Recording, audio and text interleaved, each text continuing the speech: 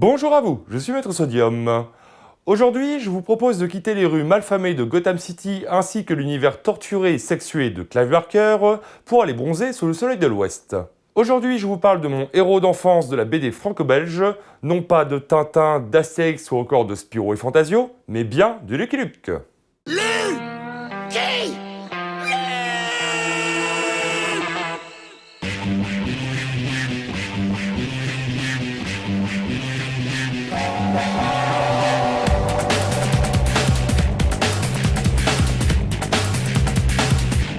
Et pan. It's the poussière of Ohio, wearing his beautiful chapeau, but who's this caballero? En his cheval, il craint personne. Les rattlesnakes, ils s'en tamponnent, like the peau rouge hors the Dalton.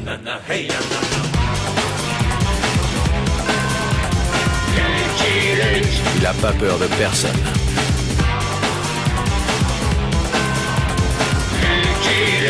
Pas surtout des Dalton.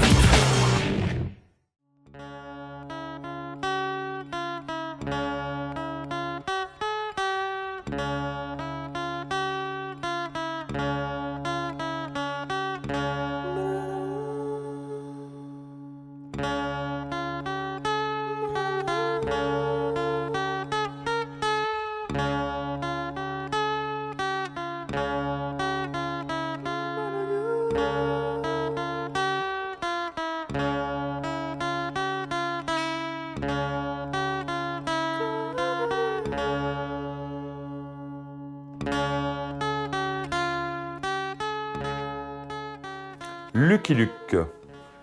En voilà un sujet que tout le monde connaît. Lucky Luke est au monde de la BD franco-belge ce que Dédé est au PMU du coin, c'est-à-dire un pilier de comptoir. Lorsque l'on parle du 9e art, vint le moment où l'on abordera forcément son sujet. Il peut se targuer que, contrairement aux figures du genre super-héroïque qui ont besoin de leur emblème pour être reconnus, lui il est comparable à Sherlock Holmes. Seul son profil est nécessaire pour qu'on le reconnaisse. Chacune et chacun est capable de citer des personnages de son univers, comme son cheval Jolly Jumper, Rantanplan ou encore les Dalton, tous rencontrés au détour d'une BD ou dans une des nombreuses adaptations en dessin animé. Bref, tout le monde connaît les grandes lignes de sa série, mais si c'est un personnage culte de la pop culture, rares sont les gens à avoir ingurgité la totalité des 72 volumes composant la série originale, où la plupart des éléments connus de tous aujourd'hui ne viennent que tardivement s'installer dans les intrigues, et où certaines règles et gimmicks entourant notre héros s'avèrent être plus des légendes urbaines ou des imprécisions dues à sa popularité et à sa longévité. En bref, avant de vous parler du sujet mentionné dans le titre de cette vidéo ainsi que sur la miniature, on va revenir sur la série dans sa globalité.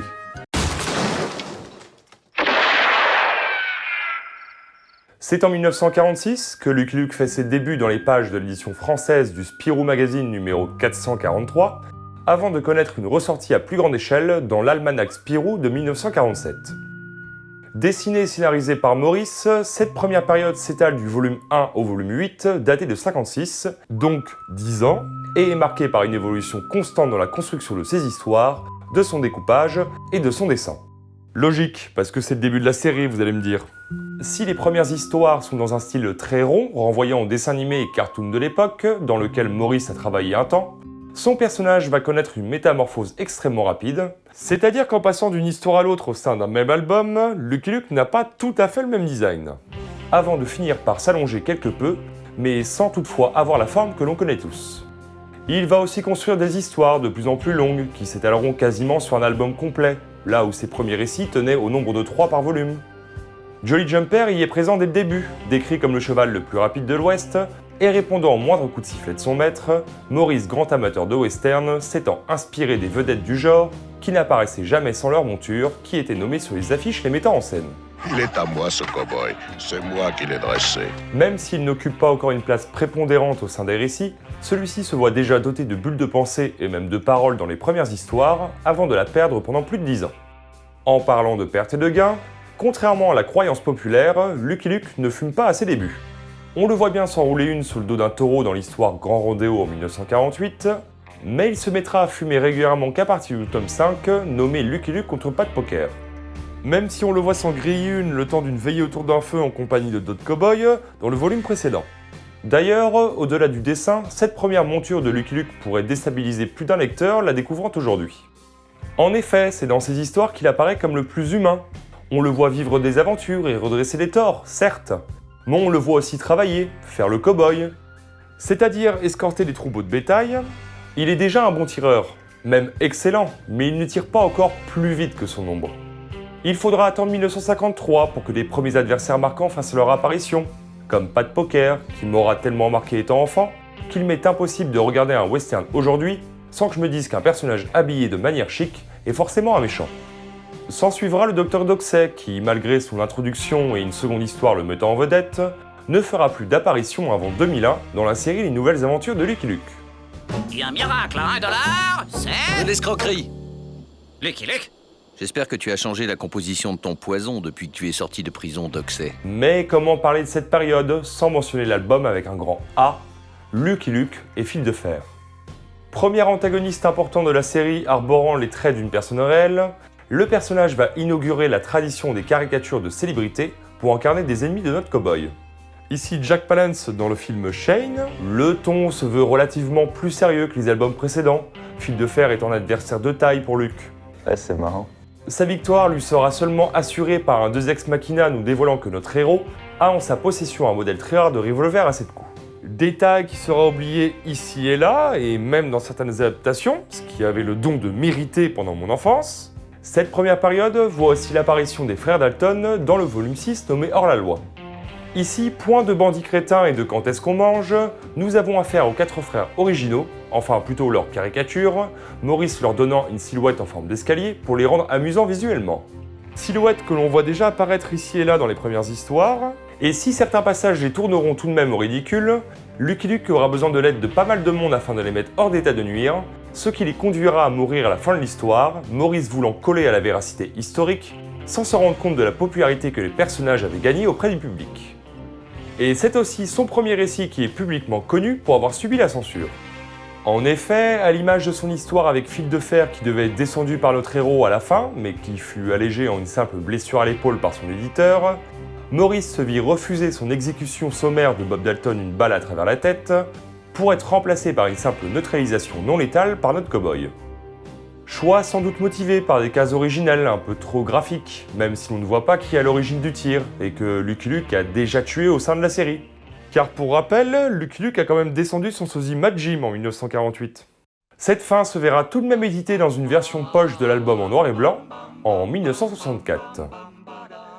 Dans tous les cas, si vous aimez Lucky Luke et que vous n'avez pas ou peu lu cette période de notre héros, je vous encourage prompto à la découvrir, que ce soit dans les versions dites classiques, ou dans les superbes intégrales éditées aux éditions Dupuis, qui bénéficient de planches inédites non sorties dans les versions classiques des albums, avec en prime des dossiers revenant sur la carrière de Maurice à l'époque, qui sont de véritables mines d'informations et de sacrées capsules temporelles, le tout sur le papier épais et avec un dos rond, promettant un objet qui tiendra sur le long terme. Le prix d'une trentaine d'euros par tome peut faire peur au premier abord, mais la qualité est là, et la parution est tellement lente que ça vous laisse tout le temps de rattraper votre retard à votre rythme.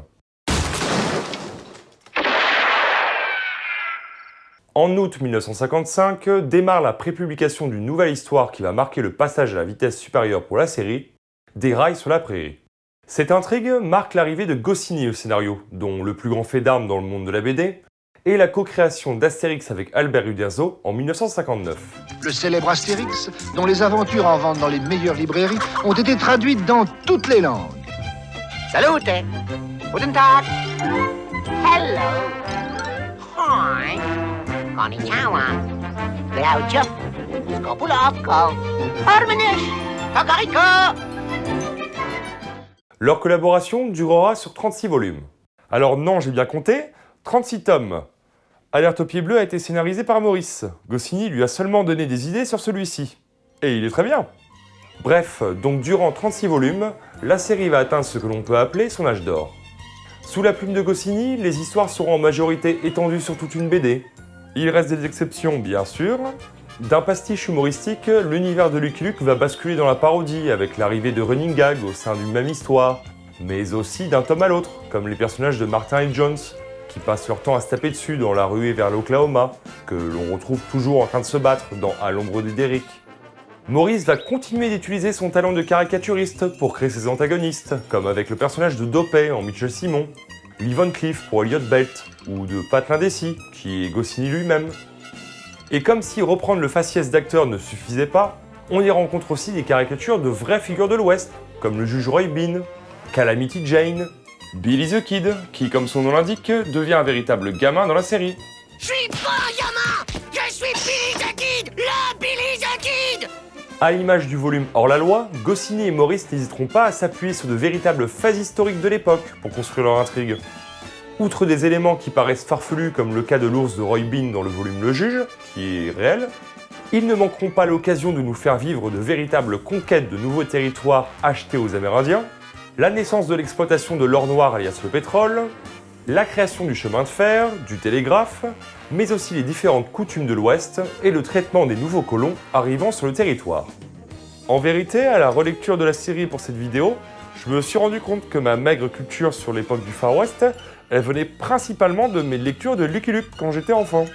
Et au-delà de toutes ces qualités, cette époque marque aussi le retour de la parole pour ce bon vieux Jolly Jumper, d'abord en bulle de pensée, avant de la regagner définitivement lors de sa rencontre avec une des nouvelles stars du show, Rantanplan. La voilà, il est bon, il est grand, il est très intelligent. Merci pour moi. Parodie du célèbre Rintintin, il gagnera une telle popularité auprès des lecteurs qu'il aura le droit à une série de spin-off rien que pour lui, ainsi qu'une adaptation en dessin animé. Et si Lucky Luke se retrouve en compagnie de ce chien légendaire, c'est qu'il n'est autre qu'à la poursuite des cousins Dalton. Et je dis bien les cousins Dalton, car Goscinny va se servir de cette astuce pour ramener à la vie notre bande. Chose amusante, leur première apparition ne se fera pas dans l'album portant leur nom, mais dans Lucky Luke contre Josh Jamin. Comme si les auteurs nous faisaient du teasing pour la suite. Mais on notera quand même que William se nomme dans cette histoire Jack. Jack. Et que notre fameux Jack s'appelle Bill. Ce vieux Bill. Joey, Jack, William et Avril. Oui, j'ai dit Joey, car Ma l'appelle comme ça. Joe, c'est qu'un diminutif en fait. Ils prendront encore quelques volumes afin d'atteindre la caractérisation qu'on leur connaît tous. Car dans ce premier récit, Avril apparaît comme une menace physique pour Lucky Luke. Jack et William y sont plus indépendants. Seul Joe est déjà le personnage que l'on connaît en fait. Joe Dalton! Je m'appelle Joe Dalton! Et je ne laisserai personne me traiter de vilain nabo! Mais trêve de parler des Desperados, parlons aussi de notre héros. C'est durant cette période que le personnage va devenir celui que tout le monde connaît. Son gimmick de partir vers le soleil couchant à chaque fin d'histoire était déjà présent auparavant, mais va maintenant devenir systématique. Ainsi que sa célèbre chanson, entonnée pour la première fois dans Lucky Luke contre Cigarette César. I'm a bold lonesome cowboy.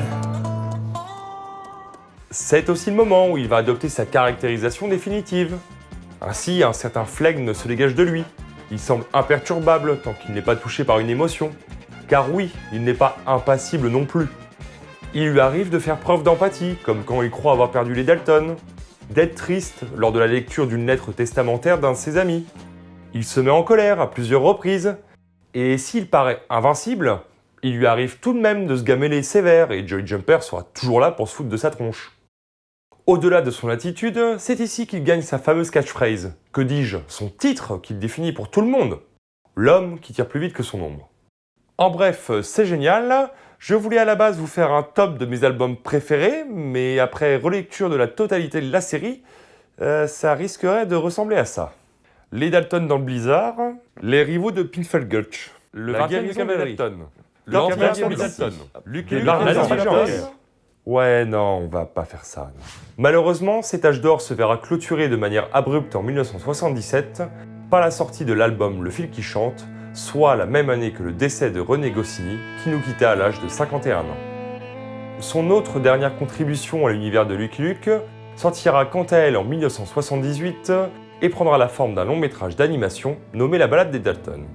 Film qui me plaît de considérer comme l'aventure finale de notre cow-boy solitaire, où il occupe le poste de réalisateur avec Maurice, mais aussi celui de scénariste, ainsi que celui de Jolly Jumper. Ça m'aurait étonné, moi aussi.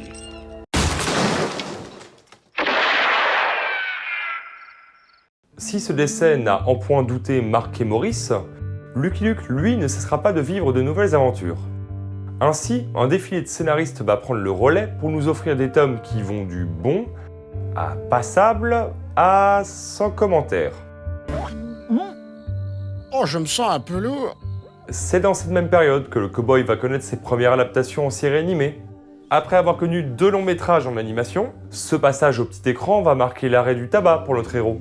La première série animée étant une coproduction Hanna-Barbera, une société américaine, donc censure. Ça a pas été trop dur d'arrêter. Si. J'ai mâchonné un brin d'avoine pendant un sacré bout de temps.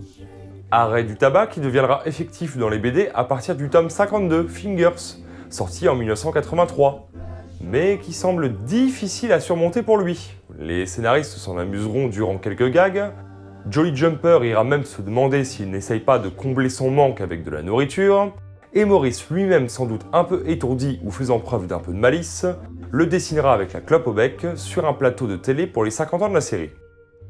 Le dessinateur s'éteindra en 2001 en livrant une dernière aventure à notre héros qui sortira un an plus tard avec un titre lui convenant parfaitement, La Légende de l'Ouest.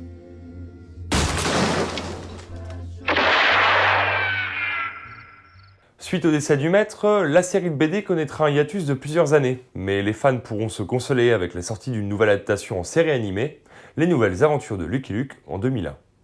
Nous, on n'a pas peur de personne, pas même des Martiens.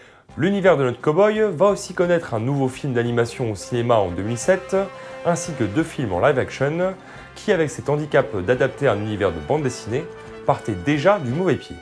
Encore? Mais qu'est-ce que c'est que ces histoires de pieds? Et je me rends compte que j'ai aussi oublié de mentionner le film de 91, réalisé par Terence Hill, suivi d'une série en 92, avec toujours Terence Hill dans le rôle titre.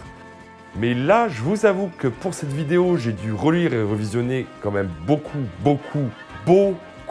de choses, donc ce coup-ci, je passe mon tour. Désolé.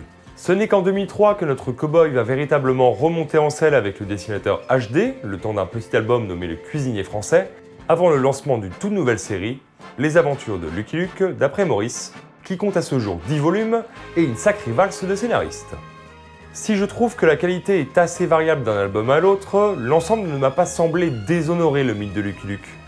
Et HD, tout en collant au plus près au dessin de Maurice, arrive à apporter sa petite touche à la série, même si son trait me donne l'impression d'un Lucky Luke un peu moins svelte, avec sa bouche qui a l'air des fois fatiguée, dirons-nous. Par contre, et ça c'est déjà une plainte que l'on peut imputer à la série d'origine, les Dalton, ils sont omniprésents. On les retrouve quand même dans 5 histoires sur 10.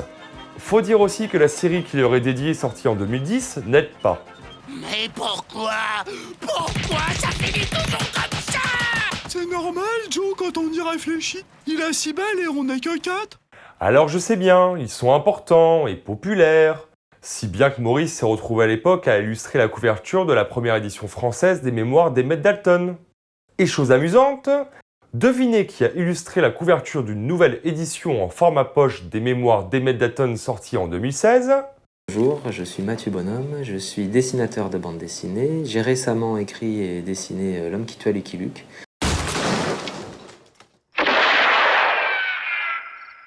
Nous voici en 2014. Dans 2 ans, Lucky Luke va fêter son 70e anniversaire, et l'éditeur d'Argo souhaite mettre les petits plats dans les grands pour célébrer l'événement. C'est là qu'entre en scène un certain Mathieu Bonhomme, auteur et dessinateur connu entre autres pour sa série Esteban, et son travail en tandem avec le scénariste Fabien Vellman sur le Marquis d'Anaon, et Fabien Nury sur la série Charlotte Impératrice. D'après ses dires, c'est un grand fan de Lucky Luke depuis sa plus tendre enfance. Il s'amusait à le redessiner pour épater les copains à la récré, car son profil est simple à reproduire. Alors j'ai testé, je suis assurément pas destiné à avoir une grande carrière dans la bande dessinée. Une fois dessinateur professionnel, il a eu l'occasion de dessiner le personnage une première fois en 2008 dans une courte histoire destinée à la Galerie des Illustres dans le journal Spirou.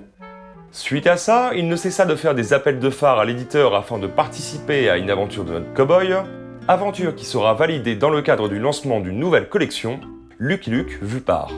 En gros, des albums sous forme d'hommage à l'œuvre de Maurice, où l'on donne carte blanche à les auteurs. Enfin, carte blanche pas tout à fait, car une règle est donnée par l'éditeur, il est interdit de faire fumer Lucky Luke, aux grandes dames de Mathieu Bonhomme, qui a toujours considéré le cow-boy comme un fumeur. Qu'à cela ne tienne, de cette contrainte naîtra la base de son scénario. Ce sera l'album qui expliquera pourquoi Lucky Luke a arrêté de fumer.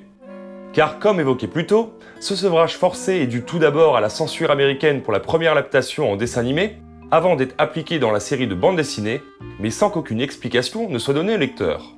C'est ainsi que malgré son statut de tome hors série, les lecteurs les plus pointilleux pourront s'amuser à placer cette histoire entre Sarah Bernhardt et Fingers.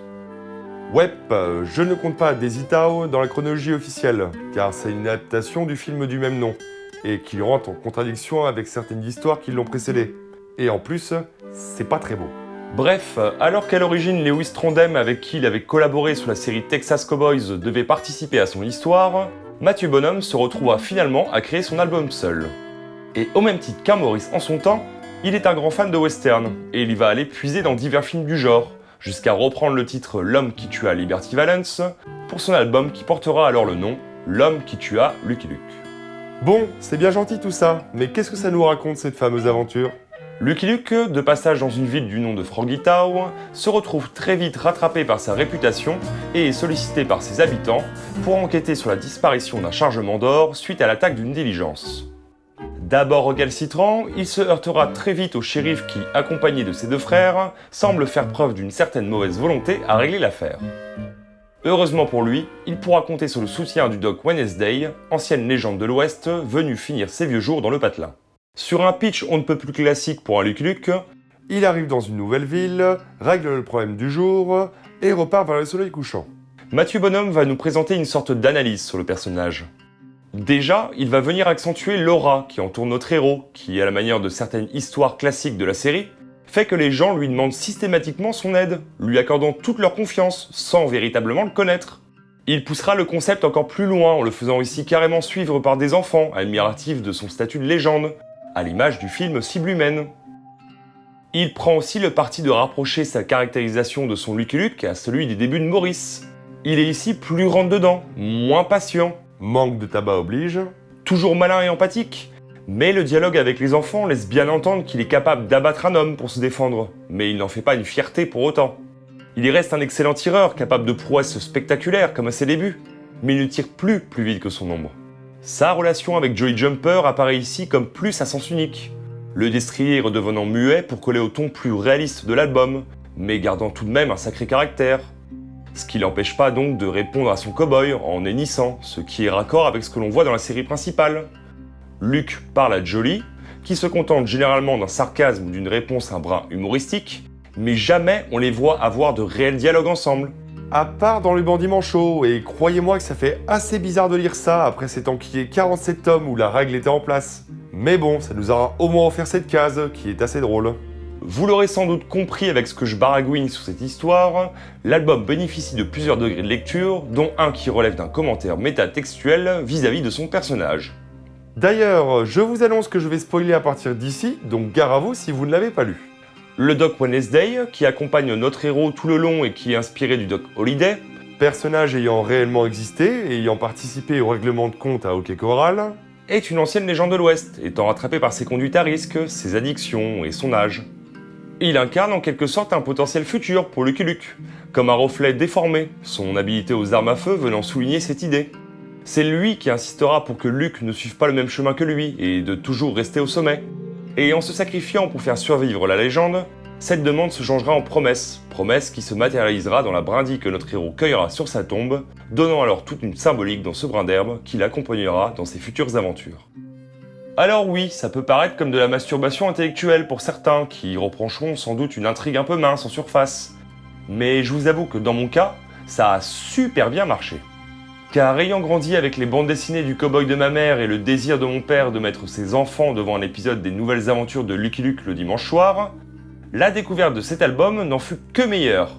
Car, toujours dans mon cas, j'étais je ne sais comment passé complètement à côté de ses sorties à l'époque. Et pourtant, c'est pas faute d'aller en librairie pour acheter des bouquins. Et je ne l'ai découvert qu'un an plus tard, chez un libraire d'occasion. Sûrement revendu par un lecteur qui n'a pas retrouvé le Lucky Luke qu'il aimait, qui trouvait que l'histoire était bien loin de la grande époque de Goscinny, que le dessin est trop éloigné de celui de Maurice, blablabla, bla bla bla, inséré ici phrase rabâchée à outrance par tous nos pseudo-experts du 9e art, qui bouclent depuis 60 ans, sur les 5 mêmes artistes de bande dessinée. Bref, malgré le côté putalire du titre, l'ancêtre du putaclic, mais en version BD. La série Lucky Luke en était déjà coutumière à l'époque où Maurice la dessinait d'ailleurs. Je m'étais laissé tenter. Et quelle claque mes aïeux! Car je le dirai jamais assez, mais qu'est-ce que c'est beau bordel! Il n'y a pas à dire, hein, les paysages sont magnifiques tout le long de l'album. Et ça dépayse pas mal lorsqu'on a le souvenir que la série principale se passe essentiellement sur des plaines désertiques. Rien que l'introduction de la BD, complètement muette et magnifique, on sent l'humidité et le froid qui se dégagent des cases. Bonhomme explique qu'il s'est inspiré des décors du film La Colline des Potences, et j'ai limite plus ressenti cet inconfort dû à la météo dans son histoire que devant le dit film. C'est dire. Le design des personnages aussi. On est à la frontière entre le cartoon et le réalisme. Je reconnais Lucky Luke dans ses traits de visage, il a même conservé son gros nez. Mais il y a quelque chose dans le trait qui le rend plus réel, plus palpable. Faut dire que vu dans quelles conditions il traverse cette aventure, il est vachement plus expressif que d'habitude. Mais il n'y a pas seulement le dessin ou le design qui claque, mais aussi le travail sur la colorisation qui reste vraiment chouette, reprenant même ce gimmick des grands aplats de couleurs qui viennent souligner les actions, les émotions ou l'éclairage sur les personnages. Je suis d'ailleurs étonné de lire dans l'interview de Mathieu Bonhomme donnée dans le supplément du Castmate numéro 89 que le monsieur aimerait s'arrêter au noir et blanc. Ce qui me paraît assez invraisemblable quand on connaît justement l'importance de la couleur dans la série Lucky Luke, et qui fait que je pige pas ce délire de nous sortir des éditions de luxe en noir et blanc de la série. Encore que pour l'album Contre Fil de Fer, il a été pré-publié à l'époque en noir et blanc, mais pour le reste, la BD elle a été pensée en couleur, donc je vois pas l'intérêt. À sa décharge, il précise aussi qu'il aimerait bien avoir des éditions plus populaires, comme les brochets d'hier ou les mangas d'aujourd'hui. Car la bande dessinée, c'est comme les comics. C'est cher. Et c'est bien que certains auteurs le rappellent de temps en temps. Bon, je râle, mais ça ne m'a pas empêché d'acheter le titre dans plusieurs éditions. Alors, vous avez tout d'abord la version classique disponible pour une quinzaine d'euros. Ne soyez pas étonnés une fois que vous l'avez en main par sa taille, son format est plus grand que celui de la série classique. Alors oui, ça fait moche rangé dans la bibliothèque, mais on profite d'autant mieux des magnifiques dessins de bonhomme, donc ne crachons pas dans la soupe. Une édition en noir et blanc limitée à 1700 exemplaires a connu une sortie chez Canal BD, vendue une vingtaine d'euros neufs, elle se trouve aujourd'hui d'occasion aux alentours d'une trentaine d'euros. Elle bénéficie en plus de l'histoire complète en noir et blanc, d'un petit carnet de croquis à la fin de l'histoire. Blague à part, si vous désirez vous séparer de l'un de vos reins, il passe de temps en temps sur les sites de revente en ligne, une édition souple en noir et blanc et dépourvue de lettrage ainsi que de la fin de l'histoire. C'est en fait le kit presse destiné aux libraires et influenceurs de l'époque, afin de promouvoir l'album avant sa sortie officielle. Donc passé le côté amusant de l'objet, il ne présente que peu d'intérêt, mis à part sa couverture dépouillée de toute inscription. Avis donc aux collectionneurs et aux personnes souhaitant se séparer de l'un de leurs organes. Sachez qu'il y a aussi eu une version en tirage de tête en grand format et en noir et blanc, limitée à 350 exemplaires et vendue à 200 € à l'époque.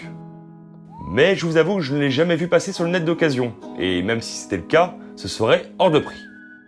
Reste une dernière édition parue en novembre 2023, reprenant le format souple de la série originale dans ses premières éditions chez Dupuis. C'est limité à 1700 exemplaires avec une couverture inédite et c'est toujours disponible à l'achat sur le site de l'éditeur Black & White pour 49 €, vendu en duo avec le second tome par Mathieu Bonhomme et un ex-libri dont j'ai pas vu la couleur lors de la réception de mon colis. Oublie ou c'est moi qui l'ai balancé avec le carton d'emballage sans faire gaffe, aucune idée. Attendez une petite minute. Il y a un second tome de Lucky Luke par Mathieu Bonhomme ?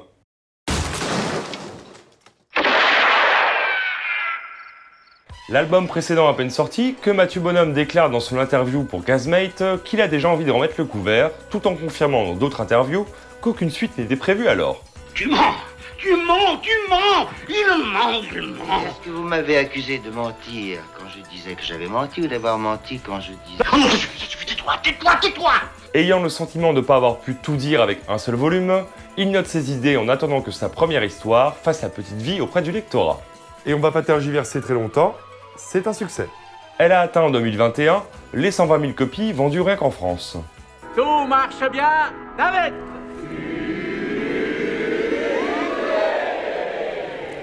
Il pratiqua alors son meilleur numéro de French Cancan face à son éditrice, en précisant bien qu'il était engagé avant sur la série Charlotte Impératrice, et de toute manière, une sortie trop rapide d'un second opus risquerait de faire croire au public que c'était là une potentielle nouvelle série, en parallèle de la principale. Bref, nous voici le 9 avril 2021, et voilà que débarque une nouvelle aventure de Lucky Luke par Mathieu Bonhomme, à grand renfort de campagne marketing. Si vous fréquentiez des librairies, des espaces culturels en grande surface, des sites sur la bande dessinée et un ou une amie qui lit de la BD, vous ne pouviez pas passer à côté. Wanted Lucky Luke était là. Et si son titre était bien moins provocateur que son volume précédent, À ne pas confondre d'ailleurs avec le jeu Infogrames sorti sur Game Boy Advance. Sa couverture à tendance pulp avait de quoi interpeller, tout comme le fait qu'il soit entouré de femmes, et que l'une d'elles lui tient la cuisse, et il lui met la main sur l'épaule. Une autre image promotionnelle le montre même avec sa main sur son bas-ventre. Oh mon Dieu, il n'aurait pas osé. Donc je l'ai acheté, forcément. En combien d'éditions ce coup-ci? Oh, j'ai été raisonnable. Combien? Juste 4. Sous des dehors d'aventuriers désabusés se cache une âme d'enfant espiègle. Nous retrouvons notre cher cow-boy en plein milieu d'un désert, encore en train de chanter sa chanson de fin, comme s'il venait de quitter une précédente aventure. Tout juste a-t-il le temps de laisser Joey Jumper s'abreuver, qui se fait braquer par un individu. Mais l'on parle de l'homme qui tire plus vite que son ombre là, donc il arrive sans mal à riposter, en blessant son agresseur. Mais pas assez, puisqu'il parvient à s'enfuir, en laissant derrière lui une patte de lapin familière, ainsi qu'un avis de recherche annonçant qu'une prime de 50 000 $ sera remis à quiconque parvenant à capturer Lucky Luke vivant. Combien? Bref, à peine a-t-il le temps de digérer l'info, qu'il entend l'assaut d'Amérindiens sur un troupeau d'élevage, escorté par 3 jeunes femmes, Sherry, Angie et Bonnie. Elle est belle et son prénom c'est... Bonnie. Après une escarmouche avec Angie, la fine tireuse du trio, qui reconnaît le portrait du cow-boy qu'elle a vu sur la vie de recherche, elle accepte l'aide de Luke pour les escorter jusqu'à Liberty, ville où elle compte vendre leur bétail. Et tandis que notre trio de demoiselles ainsi que leur cavalier blanc se mettent en marche pour un voyage leur promettant de nombreux obstacles, la prime sur la tête de notre cher cow-boy va pousser bon nombre d'individus, bons comme mauvais, à se lancer à leur poursuite. Alors, si vous faites partie de ces rares lecteurs ou lectrices n'ayant pas apprécié le précédent album, je vous annonce d'ores et déjà que ce second tome est du même tonneau. Avec une histoire qui peut paraître simpliste au premier abord, de l'humour à dose minimum, et du métatextuel en veux-tu en voilà. Et cet ensemble, je vais maintenant le spoiler comme un cochon. Déjà, perçons l'abcès tout de suite. Oui, l'album vient titiller notre héros sur le thème de l'amour, que ce soit émotionnel ou charnel. Alors certains me diront que c'est pas une nouveauté dans la série et que la fiancée de Lucky Luke l'avait déjà abordé en 1985. Mais après relecture, cet album traite surtout de la difficulté pour les pionniers de l'Ouest à trouver une femme, et il a tendance à plus tourner en dérision la vie conjugale à grand renfort de phrases bien machistes, qu'à véritablement poser la question « Lucky Luke peut-il tomber amoureux ? Et si oui, pourquoi ne se met-il pas en couple ?» Enfin, pour tous les bons gags et les bons moments passés avec cet album, il y a quand même pas mal de passages qui m'ont fait lever les yeux au ciel lors de sa relecture. Enfin, si clin d'œil il y a de bonhomme à celui-ci, c'est la toute fin de l'album, où Lucky Luke entonne la version de la chanson de fin utilisée dans l'histoire de 1985. Ou c'est tout simplement parce que les deux BD mettent en scène des femmes.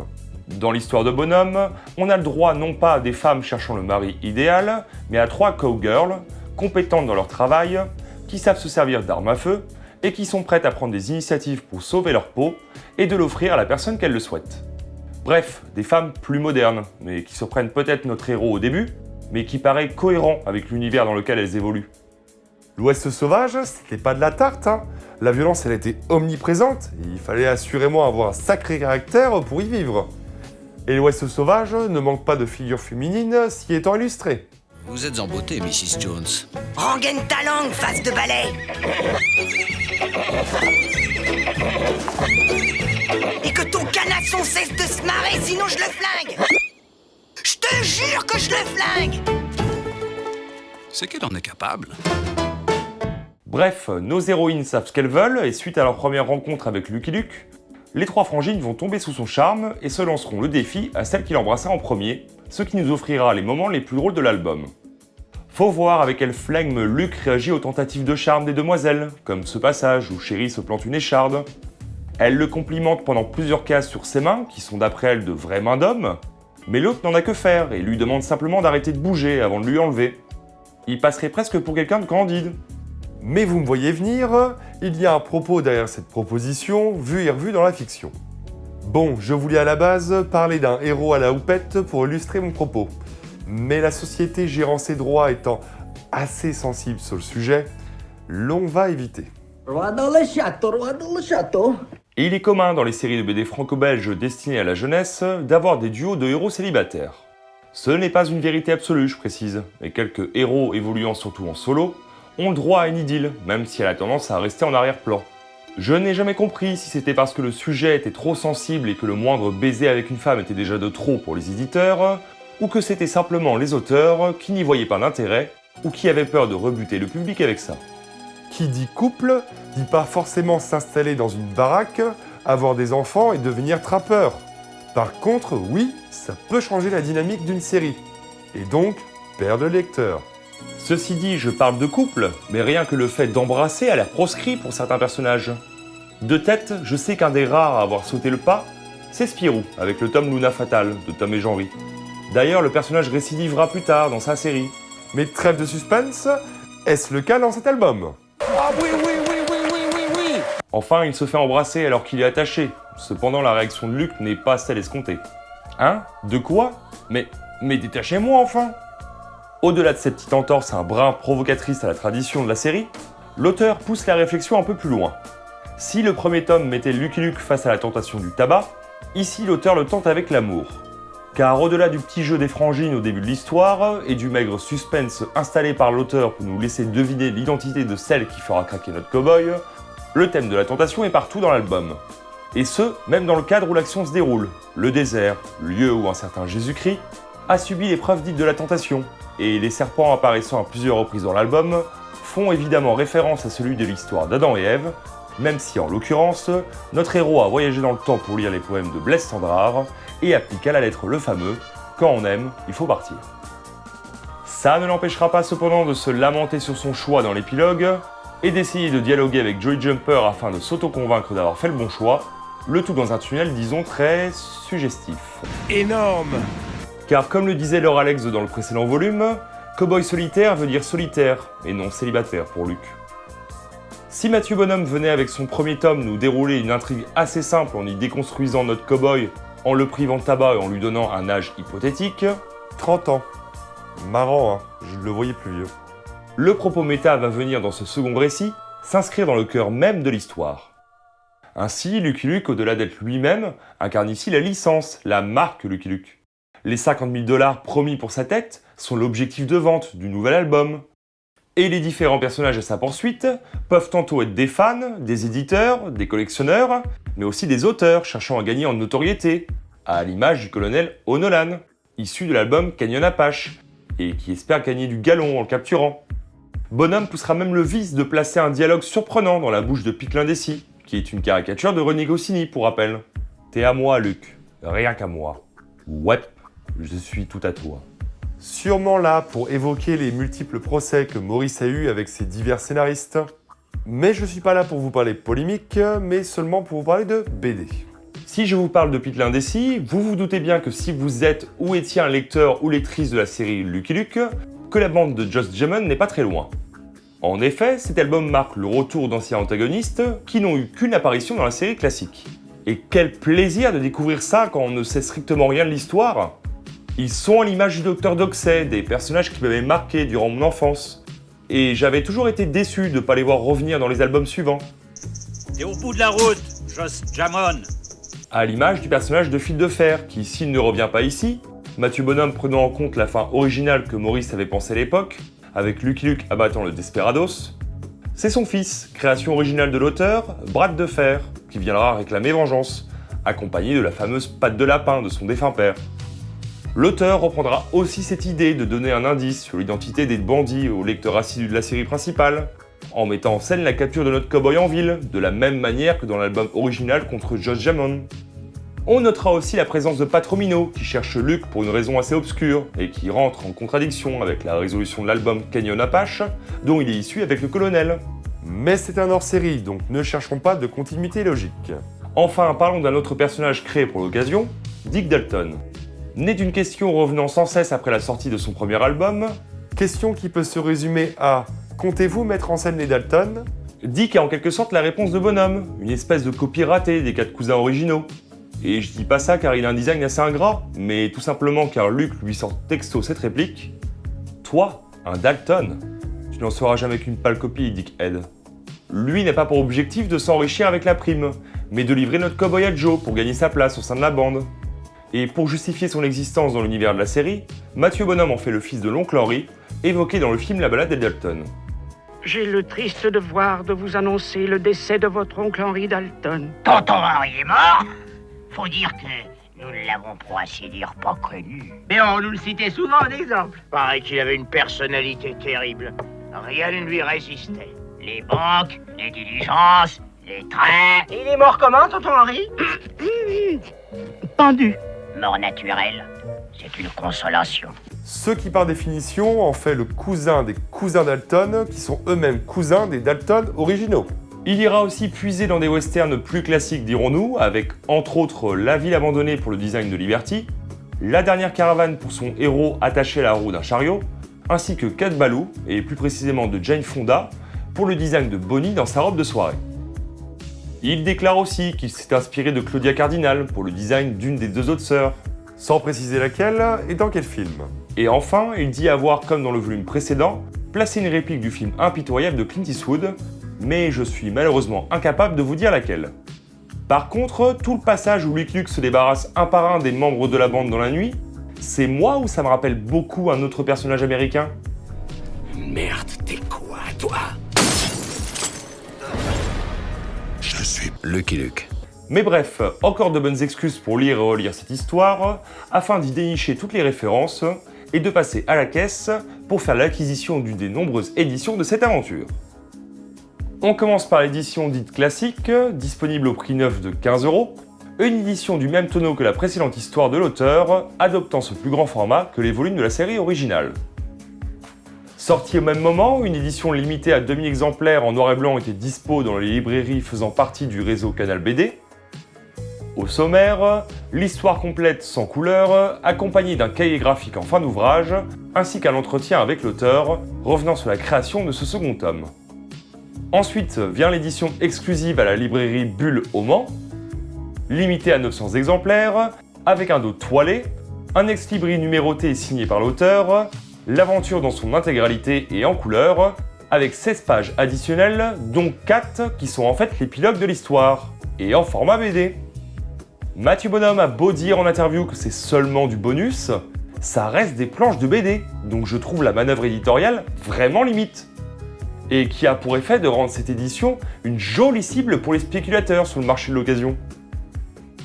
Comme d'habitude, le titre a connu une édition en tirage de tête dans un très grand format en noir et blanc, avec une pelletée de bonus, ainsi qu'un carnet reprenant l'intégralité du storyboard de l'aventure, tout ça pour un prix très élevé, donc à réserver aux collectionneurs.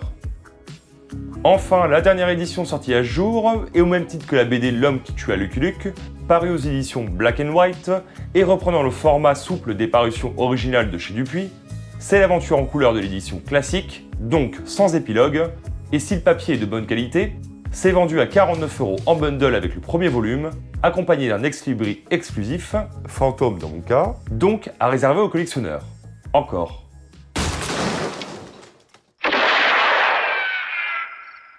Comme vu tout le long de cette vidéo, les Lucky Luke de Mathieu Bonhomme sont une réussite critique et commerciale. Je suis personnellement ultra réceptif à cette proposition de relecture plus premier degré sur un personnage qui m'a accompagné durant toute mon enfance.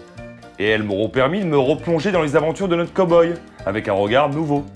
C'est aussi un plaisir de constater que le succès du premier volume ait permis à un one-shot de se muer en diptyque. Et malgré les dires de l'auteur, comme quoi aucune nouvelle aventure de son cru n'est prévue à ce jour, je peine à croire que les éditeurs laissent passer l'occasion de réitérer l'expérience, surtout que les 80 ans de Lucky Luke sont sur le point de pointer le bout de leur nez. L'avenir de la franchise est quant à elle assuré avec l'arrivée imminente d'un nouvel album, Un Cowboy sous pression, qui sera sûrement sorti avant cette vidéo, ainsi qu'une nouvelle série en live action qui a démarré son tournage en octobre avec Alban Lenoir dans le rôle titre. Et là, je vous avoue que j'ai quelques sueurs froides. Mais ne jugeons pas le produit avant sa sortie. La collection générale de Lucky Luke vue par s'est quant à elle vue enrichie de plusieurs essais de d'autres auteurs, qui étaient tantôt amusants, tantôt passables. Enfin, ça, c'est que mon avis. La dernière entrée en date, Les Indomptés, écrit et dessiné par Blutch, était tout simplement excellent, et je vous encourage à la lire si ce n'est déjà fait. Et si c'est la plume de Mathieu Bonhomme dans le style de western qui vous intéresse, sachez que dans son interview pour la sortie de son Wanted Lucky Luke, dans le Casemate numéro 145, il déclare potasser la création d'un gros western avec un personnage qu'il a lui-même créé, histoire d'avoir aucune limite au niveau créatif. Ou vous pouvez tout simplement lire le diptyque Texas Cowboy, dessiné par Mathieu Bonhomme et scénarisé par Lewis Trondheim. Faites-moi confiance, c'est vachement bien. Bref, c'est ici que je vais vous laisser, en vous remerciant d'avoir regardé cette vidéo jusqu'au bout, et en espérant qu'elle vous aura plu. En attendant de se revoir pour la prochaine, prenez soin de vous et de vos proches. Ciao!